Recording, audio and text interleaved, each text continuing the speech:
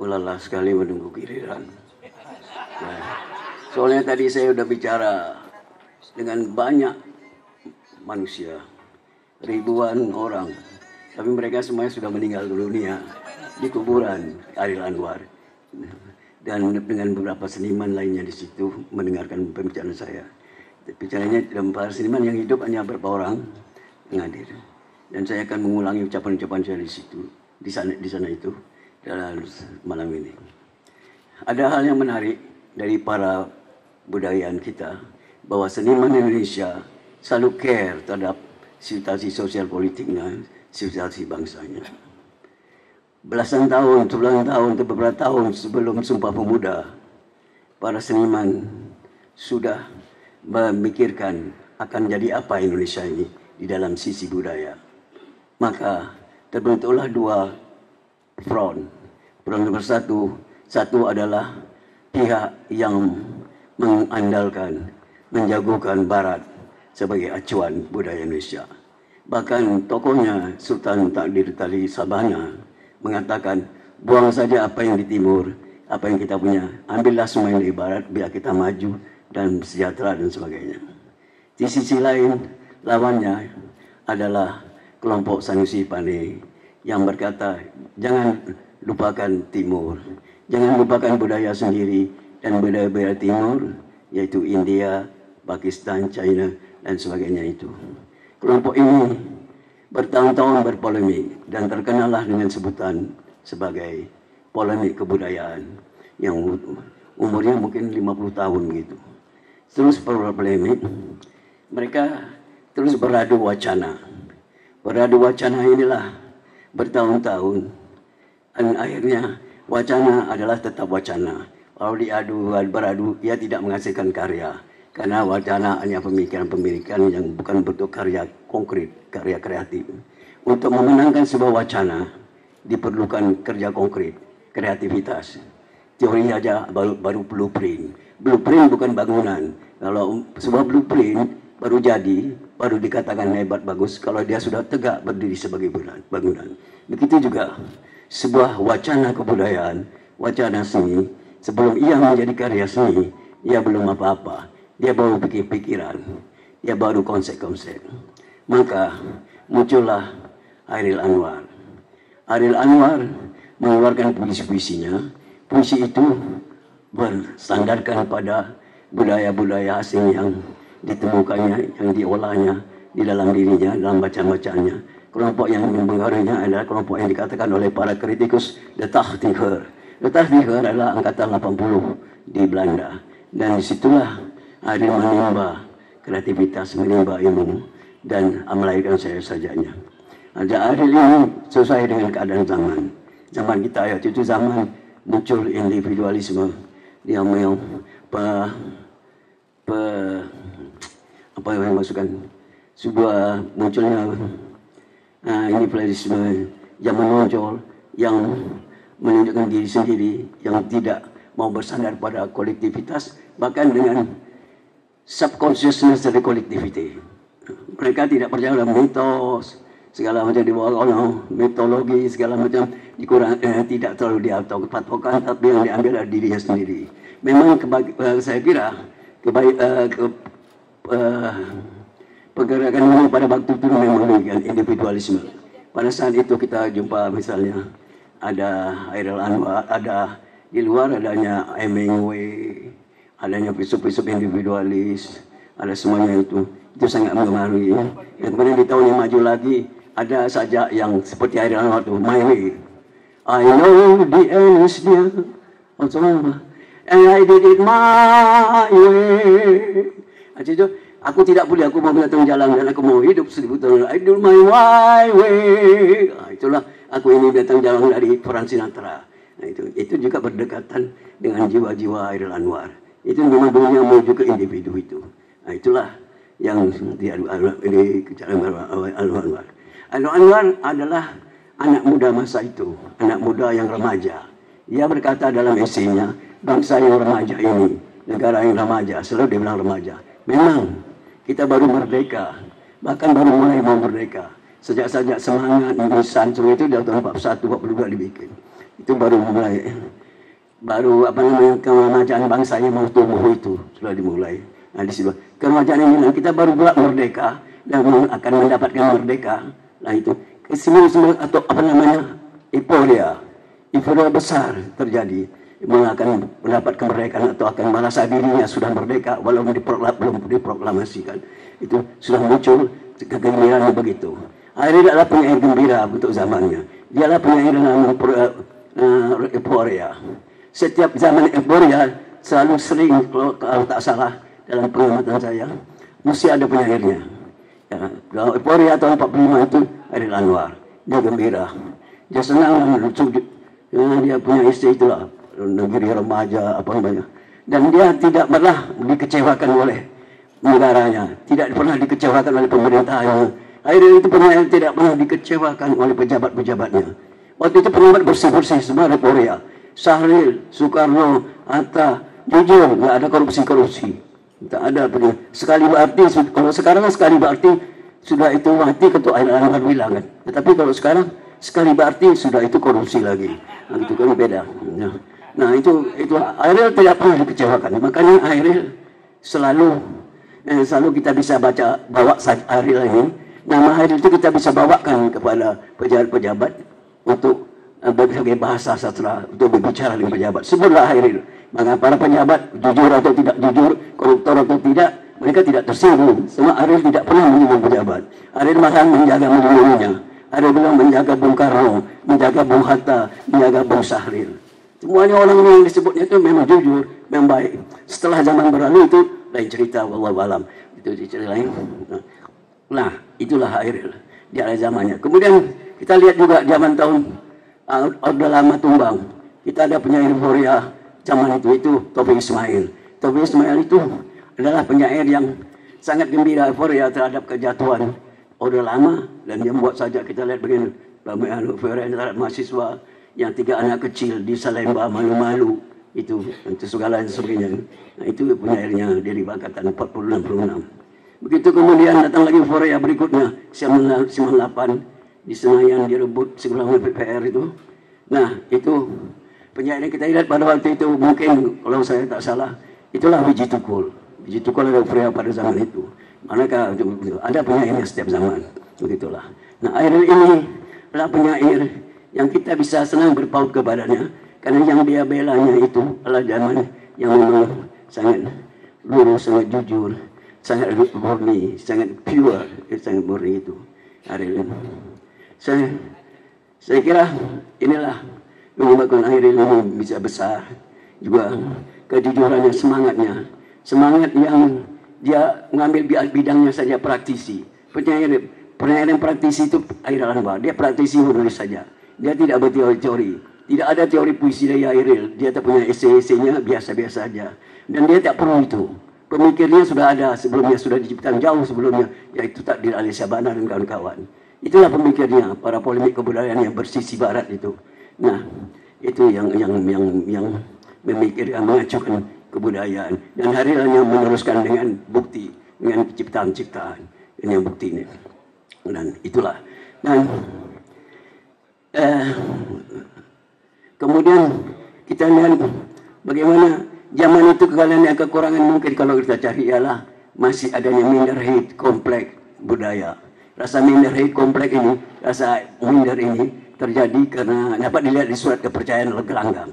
Surat kepercayaan gelanggang itu ada semacam kredo, ada dari Rifai Apim, Asul Sani, Hairil Anwar. Surat kepercayaan itu minta-minta budaya barat. Kami adalah ahli waris kebudayaan dunia. Seolah dengan minta-minta ahli waris kebudayaan dunia. Padahal zaman berlalu dan sekarang kan itu tidak lagi populer ahli waris. Ingin minta-minta bagian dunia itu. Malahan angan-angan sekarang adalah sedang tidak diucapkan atau memang diucapkan. Ingin memberi kepada dunia. Kita berharap mendapat hadiah Nobel, memberi sesuatu pada dunia. Mengharap ini itu dari dunia dan sebagainya itu. Nah ini sebenarnya sesuatu yang baik. Motivasi yang baik, asal bisa disehat-sehatkan aja. Jangan sampai melenceng dan sebagainya menjadi sesuatu yang tidak pada porsinya, saya kira. Dan padahal ada satu hal yang kemudian di zaman ini tidak ada lagi di Hairil, yaitu kesadaran bahwa Akhirnya kita sebut akhirnya berarti pemberontakannya yang tidak peduli. Pokoknya dia I do what I do. Apa yang saya lakukan, apa yang akan dia lakukan. In my way, dengan caraku. Tapi itulah zaman Malin Kundang. Ya, dia melawan ibu tradisi dan sebagainya itu. Zaman Malin Kundang kebudayaan. Itu. Akhirnya merantau ke kebudayaan asing. Dan kaya jadi pedagang kaya kebudayaan. Dia menjadi penyair kaya imajinasi. Karena dia mengambil barat itu. Dia pulang ke kampungnya. Dia konflik sama orang tuanya. Sama ibu kandungnya. Dia tidak konflik. Tapi dia menolak dan itu sebagainya. Nah, inilah masa yang kata Gunawan Muhammad bilang. Potret penyair sebagai Malin Kundang. Saya kira masa yang dikatakan Gunawan Muhammad itu jauh sudah tidak ada lagi. Penyair sekarang mulai tahun 70 mencari sisi dirinya sendiri, mencari ibu tradisinya, mencari ibu sejarahnya, ibu jiwanya, bahkan ibu arwahnya, ibu-ibu. Itulah penyair yang sekarang ini mencari ibu tradisinya. Mereka tidak lagi ingin di sapa-sapa barat begitu, tetapi mereka mencari diri sendiri, mencari root, grassroots, akar, mitologi, dan subconscious collectiveness, kesadaran bawah sadar kolektif yang ada, mimpi-mimpi, dream, hantu-hantu balau yang ada di dalam diri dan kolektif. Itulah yang dicari dan dituliskan. Dan kita melihat pada tahun 70 itu Rendra memantaskan dengan baju surjan dengan gaya Jawa, Arifin Sindur dengan gaya masyarakat Cirebon yang ditampilkan, Putu Wijaya dengan kebaliannya, kemudian Darmon Yatman. Nah, ini unik Darmato Yatman ini. Dia membuat puisi dengan 3 keakraban. Dia menulis dalam bahasa Indonesia juga, dalam bait berikutnya, dalam alinea berikutnya dia menulis dalam bahasa Jawa, dalam alinea berikutnya dia menulis dalam bahasa Inggris. Ada 3 keakraban di dalam dirinya. Karena memang begitu. Dia orang yang merantau. Dia lama di Hawaii. Dia bahkan pacaran dengan orang-orang asing. Segala macam. Ada keakrabannya kepada dunia itu. Dan dia tulis begitu saja sejak karena dia akrab. Jadi bukan mengada-ngada. Jadi tidak artifisial. Keakraban itulah pada akhirnya akan menjadi bagian sah daripada pengekspresikan sini. Karena keakraban itu akan melahirkan peningkatan makna yang hidup-hidup, menimbulkan makna kata-kata. Karena menulis puisi pada dasarnya adalah memberikan pertambahan makna kepada kata-kata. Memberikan pertambahan makna kepada kata-kata, itulah kreativitas. Kreativitas bukan bangga kepada alam kita yang subur, yang kata kus-kus dilempar, daun pohon singkong, tongkat singkong, jadi buah singkong hidup. Itu bukan kreativitas, itu alam. Itu biasa-biasa aja. Itu pekerjaan animal. Hewan juga begitu. Dia lahir besar. Hewan lahir jadi bapak hewan. Tetapi manusia lahir nanti tercipta bapak manusia, pemimpin bangsa. Jadi bapaknya lain, tidak bapak hewan, tidak bapak manusia, tapi bapak dari kemanusiaan. Itulah orang-orang besar itu. Itulah orang yang memberi keluhuran pada bangsa ini. Itulah yang sebenarnya terjadi. Jadi itulah namanya yang kita sebutkan peningkatan makna kehidupan. Peningkatan makna kehidupan sebenarnya peningkatan kata-kata, makna dari kata-kata. Dari seluruh grassroots kita jahit dan kita jahit terus itu, bukan 24 jam, bukan sehari semalam, tapi seluruh hidup kita. Kalau umur kita 27 tahun, kalau kayak Ariel, ya 27 tahun lah. Kalau umurnya seperti saya, insya Allah 82 tahun, ya 82 tahun lah. Itulah. Nah, itulah yang dilakukan. Itulah yang dilakukan. Tapi Ariel beruntung, dia dimati mudahkan oleh Tuhan. Ketika kau dimati mudahkan, tidak ada lagi problem dunia. Ariel tidak bisa bersedih. Ariel tidak akan bersedih atau kecewa melihat ada orang-orang yang diagung-agungkannya, orang-orang yang dikagum-kaguminya menjadi koruptor, menjadi pengkhianat, menjadi bermain berselingkuh dengan leadership dan sebagainya. Misalnya, Ariel tidak tahu itu karena dia rasa orang bersih semuanya. Kalau dia di akhirat disuruh bersaksi, apa menurutmu penjabat Indonesia? Pasti ada jawab, oke aja bersih Pak. Dia daripada malaikat. Tapi kalau kita payah menjawab begitu, mau bilang A, mau bilang B, salah pula kan. Jadi begitu. Makanya sekarang mereka yang hidupnya kita yang lebih panjang umurnya menjadi tantangan yang lebih sulit, akan berlipat ganda pula kesulitan itu. Akan banyak hal-hal yang sulit yang kita jual, dan bangsa ini kita lihat terus saja begini, terus saja bertengkar. Padahal bukan sembarang-sembarang, sudah 75 tahun lebih merdeka. Memang bangsa ini adalah adik saya negara ini. Jadi saya lahir 41, Indonesia lahir 45 kan. Kelas-kelas adik-adik. Tapi kelas adik-adik ini tak bisa diajar. Dia belajar jalan sendiri. Nah itulah yang terjadi ke saudara. Bagaimana kita ini mencoba membuat bendera tadi. Bendera jiwa kita masing-masing. Bendera jiwa sehingga bisa dipajang di dalam batin. Bisa dibenderakan, ditumbuhkan dalam batin. Mungkin tidak berkibar gagah, tapi merunduk, berkibar dengan rendah hati, berkibar dengan tawadu, merendah hati, mengetahui bahwa banyak hal-hal yang belum bisa dikerjakan. Itulah bendera, itulah kreativitas itu. Dialah mencipta yang saya katakan intinya adalah penegakan makna, pemeramaan makna, penciptaan makna, sehingga bangsa itu besar karena bendera-benderanya. Kenapa Samsung tidak, kenapa Korea bisa menjadi besar? Padahal dulu waktu Perang Dunia Kedua dia sama-sama bertumbuh sama kita. Dari nol juga, sama-sama dijajah Jepang juga. Tapi dia bisa maju karena mereka cerdas. Mereka smart, bikin smartphone Samsung. Besok bikin smartphone lagi. Smartphone yang berikutnya lebih A1, A2, A9, A29, apa terus. Itu semuanya ada peningkatan mana. HP yang pertama lebih ditingkatkan maknanya pada HP yang kedua, pada HP yang ketiga. Terus ada peningkatan makna. Terus ada peningkatan makna. Itulah yang dinamakan kehidupan dunia. Yaitu memberikan makna kepada kehidupan. Memberikan makna kepada kehidupan sama memberikan lazatnya kemanusiaan. Lazatnya kemanusiaan. Fabi'ai ala irabbikuma tukaziban. Nikmat apa yang kalian dustakan, wahai manusia dan jin? Wahai manusia dan jin, lihat nikmat apa yang kalian dustakan. Fabi'ai ala irabbikuma tukaziban. Nikmat yang kalian dustakan karena kalian tidak berusaha. Kalian bangga kalau kalian subur. Singkong ditaruh, lempar jeruk singkong. Itu kera monyet pun juga bisa begitu. Dia lempar juga akan tumbuh. Tapi bukan itu. Bagaimana singkong jadi nuklir? Bagaimana tanah? Pada kita dari tanah bisa jadi logam. Dari tanah bisa jadi spear, tombak untuk melawan mastodon. Untuk melawan ditekan apa namanya?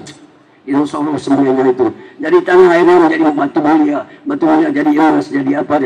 Nah itulah peningkatan mana dari tanah. Itulah peningkatan manusia. Jadi kalau kau bilang manusianya lemah, itu dari tanah. Ya jangan berhenti dari tanah. Coba kau lahir jangan jadi tanah. Terus ciptakan tanah yang kau dari tanah itu. Kau jadi mulia. Sehingga kau jadi mulia, logam mulia, jiwa mulia, kata-kata mulia, semua menjadi mulia. Kemuliaan itu hanya bisa kalau kau taruhkan dirimu kepada kemuliaan itu. Ada keterhubunganmu dengan kemuliaan. Apa zat yang mulia. Itulah yang diadakan, yang kita pelajari dalam tasawuf. Saya kira itu banyak yang mau saya katakan lagi. Tapi ya sudah aja lah ya. Sudah aja. Saat kita bersedih, saya sebenarnya bersedih buat begini.